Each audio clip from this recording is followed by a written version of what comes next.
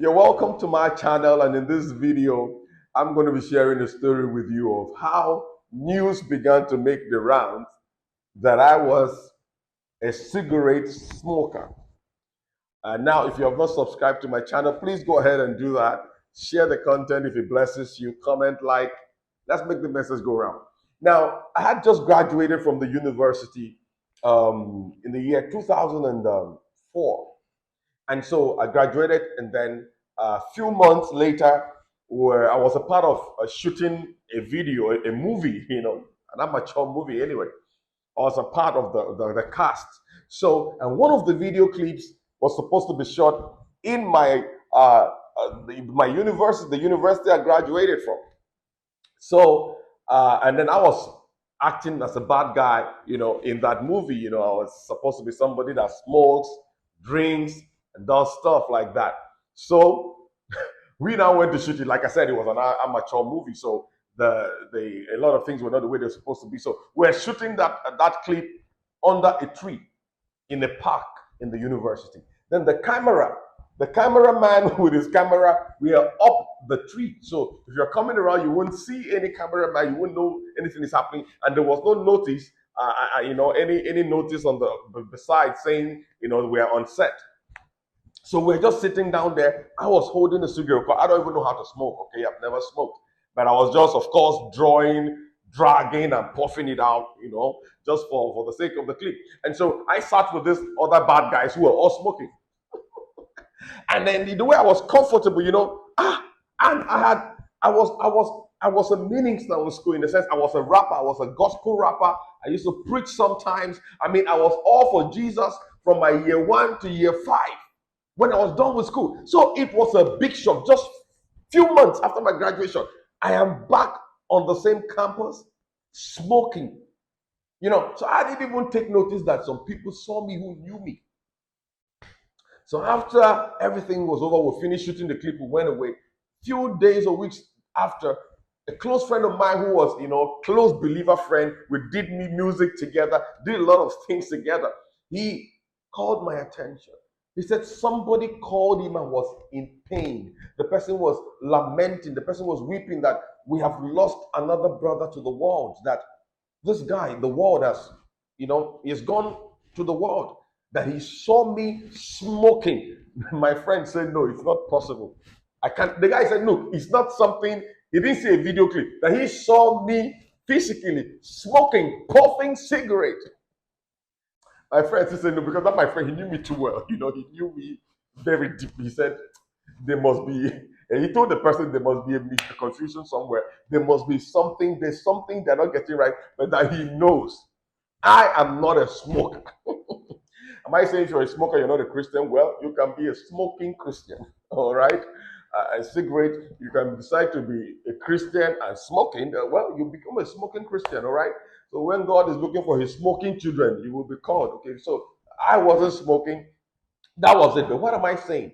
The impression and the news went around during that time that I was a smoker. Was I a smoker? No. But did I pass that impression and that message around? Yes. That's what I'm trying to say. That's what I'm saying here in this video.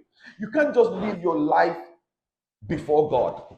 We have a stand before God, we have a walk before men, and we must be very careful about that. In 2 Corinthians chapter 8, verse 21, Paul said something there. He said that we must be careful to do things that are honorable before God and man. Not just before God, but also man. And so in your sexual life, you must be careful. Not just to be sincere before God, but be sincere before man.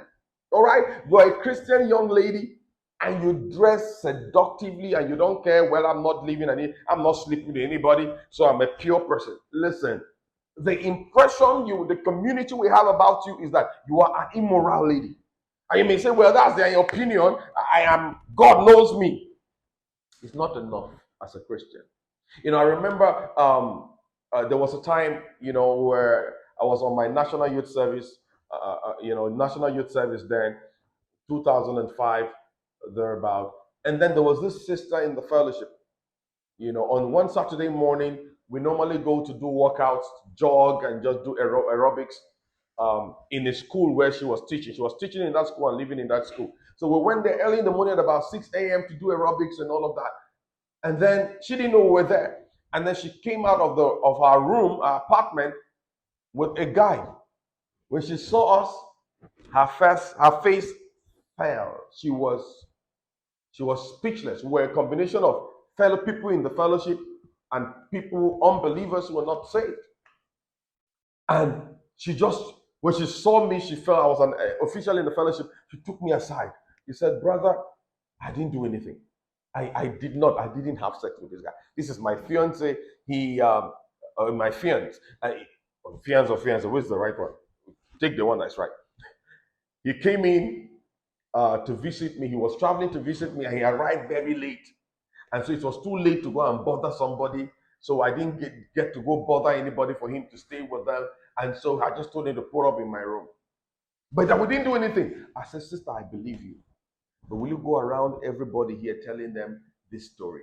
They're not even going to give you that time. In fact, some of what really touched her was because one of the unbeliever guys that saw her, immediately when she came out with the guy made a statement. He said, "Nobody holy pass." She was broken. She knew that she didn't do anything. But you see, what she did was not honorable before men. Before God knew nothing happened. It actually didn't. I remember I was traveling to go visit my fiance, when she was doing her national service, what we call NYSC in Nigeria. And I was going to travel down, and then I asked her, where will I stay? I'm trying to figure out where I'll stay because I didn't have money to get a hotel or a lodge or a guest house or something. So I wanted to know where I'll stay. I was figuring it out. She was like, I know if you stay in the same room with me, you will not touch me. You will not sleep with me. I know you're living pure, I laughed. I said, "Well, I don't even believe that, all right? I don't trust my flesh. I don't do that. I don't trust my flesh. I don't believe it." And two, I told her, I said, "What impression are we going to give to people?" Okay, so finally I found a brother who was living away from where she was staying. I was spending money, transporting myself down. Come and see her. Because you see, it will cost you to live a life of sexual integrity before God and man. You can't say, "Well, I don't care what people think." You need to care. There was a time Jesus gathered his disciples and asked them, "What do people say of me?" All right. So it's important the impressions we send out concerning our sexuality to the society in which we live. It's not enough to be sincere before man. Be sincere before God also in your sexual conduct. That's my message for you today. And I believe this message is valuable and a blessing. And so I encourage you to subscribe, share, and let's make the message go around. God bless you.